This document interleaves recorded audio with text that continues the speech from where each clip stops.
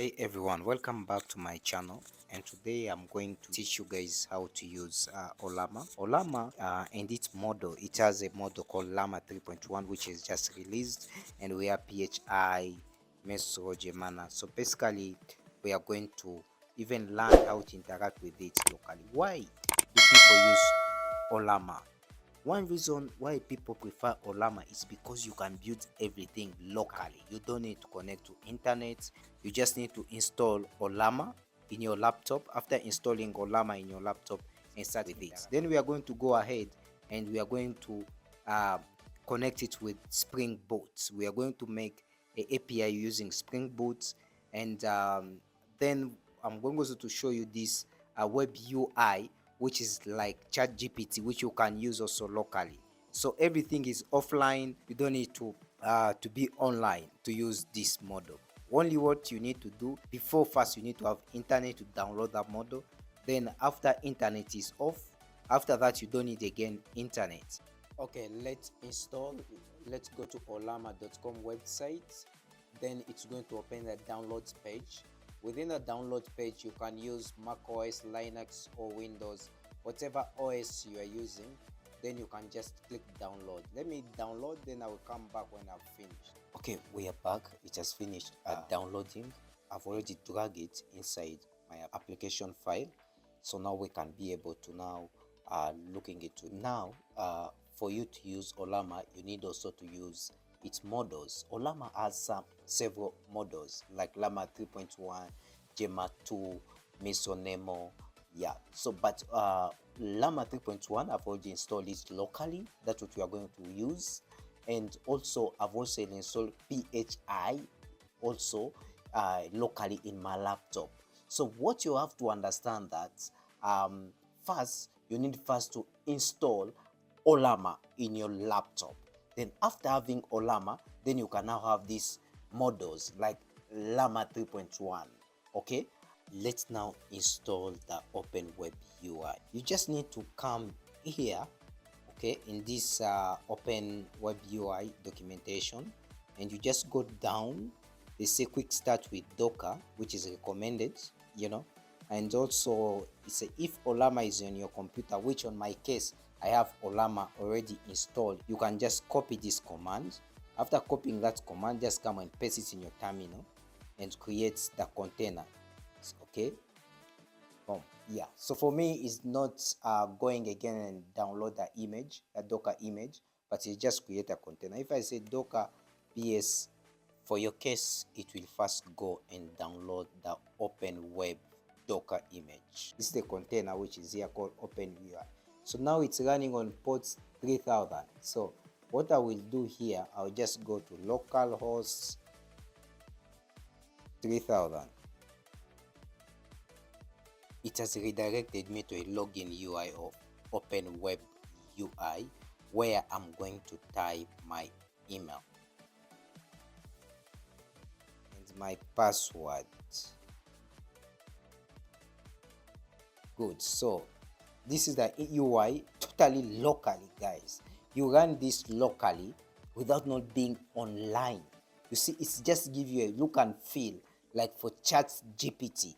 Okay, now the good thing of it, you can even select the model you want to use. Like let me say I'm going to use LLaMA 3, which is 8B, which is 8 billions parameters. I can just click on it and I can make it as set as default.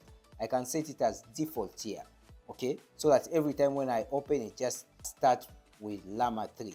So what is a base book for DSA? So I've asked for a base book for DSA. So it's okay. Look how fast it is. So I've just asked a question and all these responses are coming from Ollama locally using LLaMA 3 model. What you just need to do, install Ollama. After having Ollama, install the model you need to interact with. Look how fast it is. Wow. And everything is free. Let's ask it again. Create hello world endpoints in Spring Boot. using reactive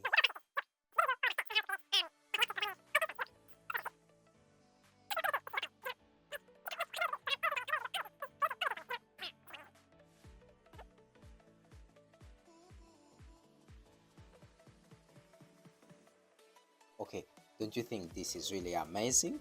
Where you interact with AI without being online, so that means you can do your assignment, whatever you want to do locally. Okay, try it, explore, do, ask question. And another thing, it has a lot of future. Upload a file. You can upload a document, a PDF, whatever document you have, image. You try to interact. Tell it maybe. In this point, I can tell it maybe summarize this CV.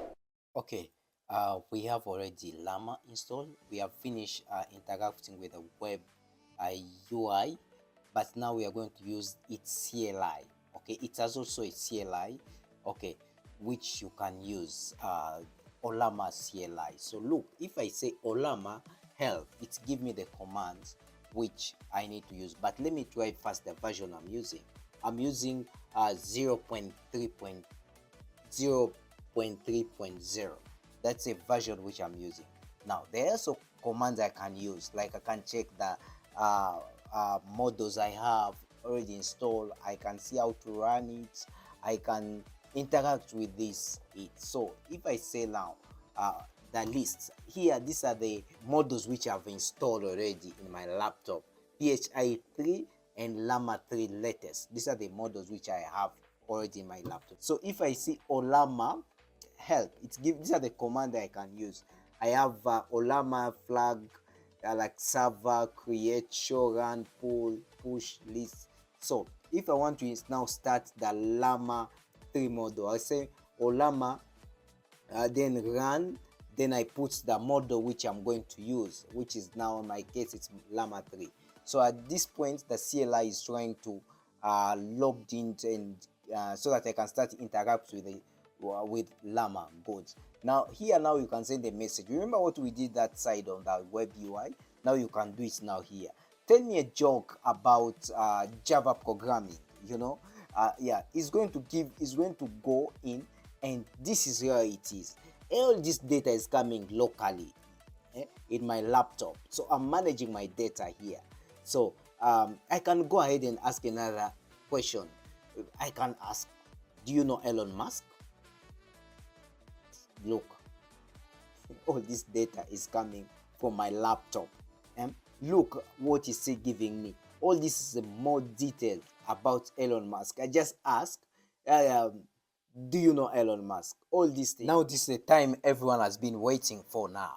Now start.spring.io, where we're going to create now our projects. Now we are going to create a Spring Boot application which is going to interact with Ollama, with LLaMA 3.3. Let's start, guys.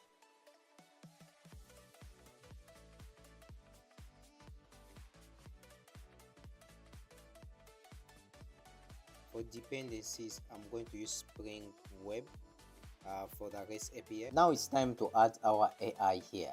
Okay, right now Spring Boot supports like Azure, OpenAI, Google Gemini.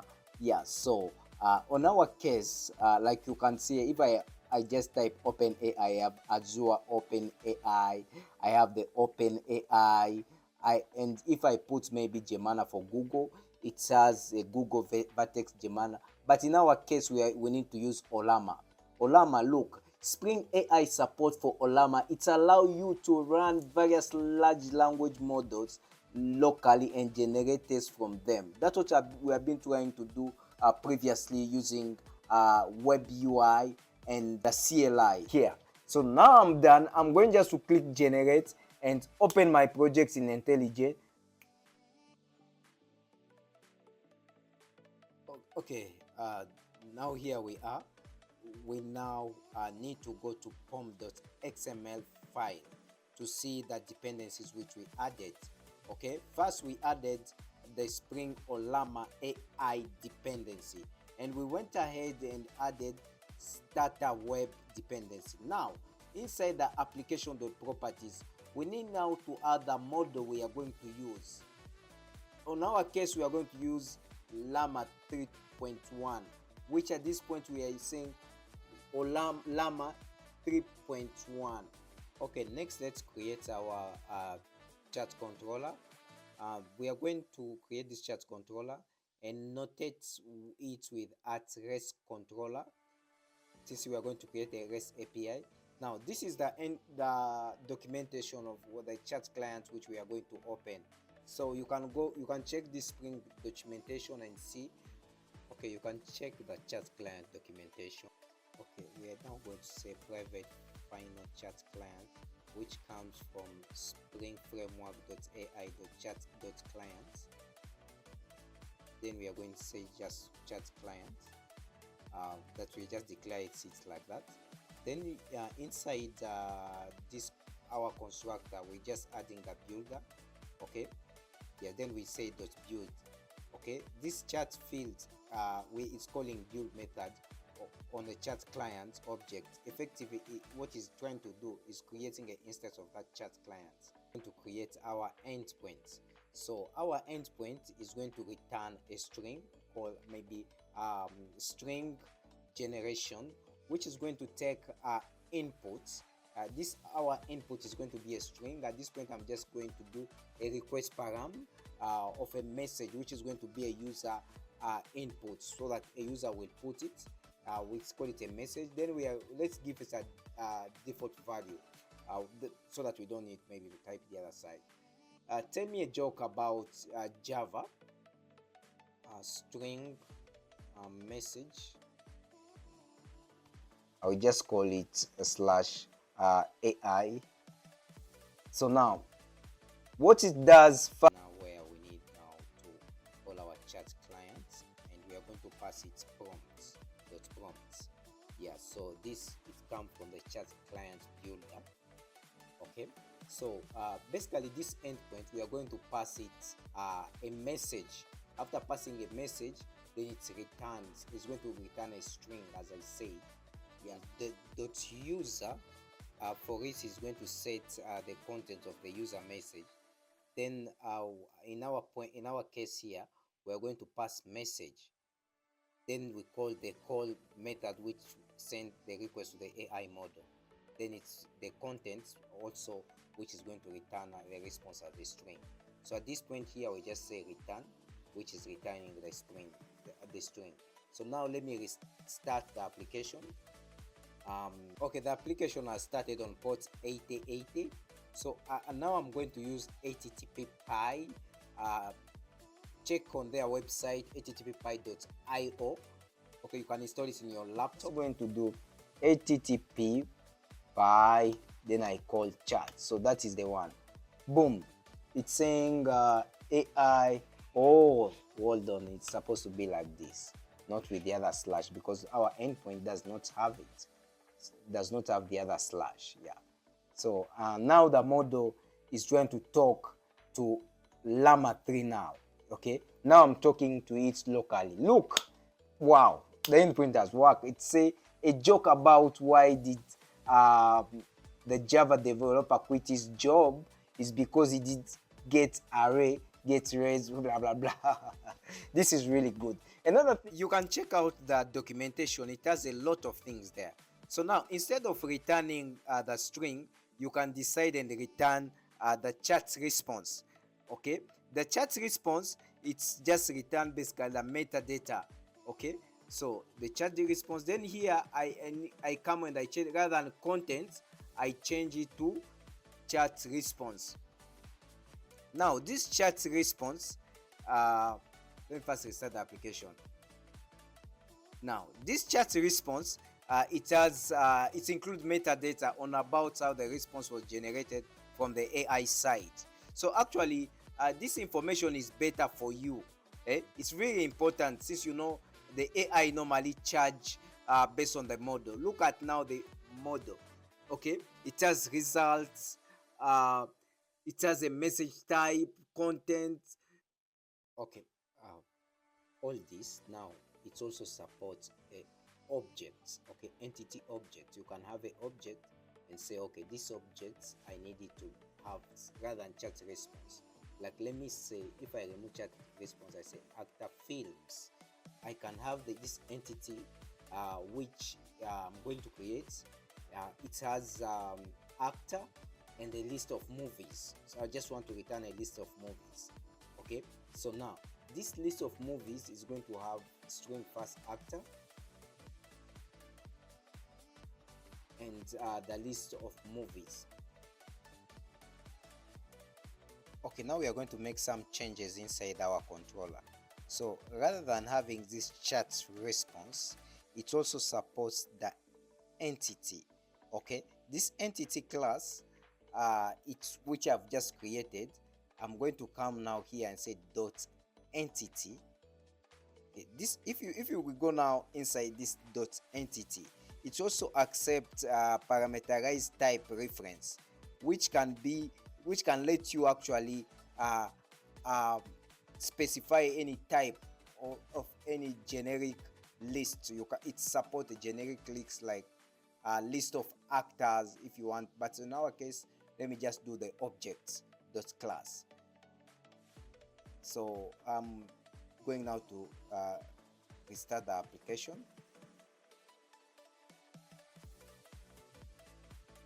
Okay, the application is starting. So now let me now go and call the same endpoints.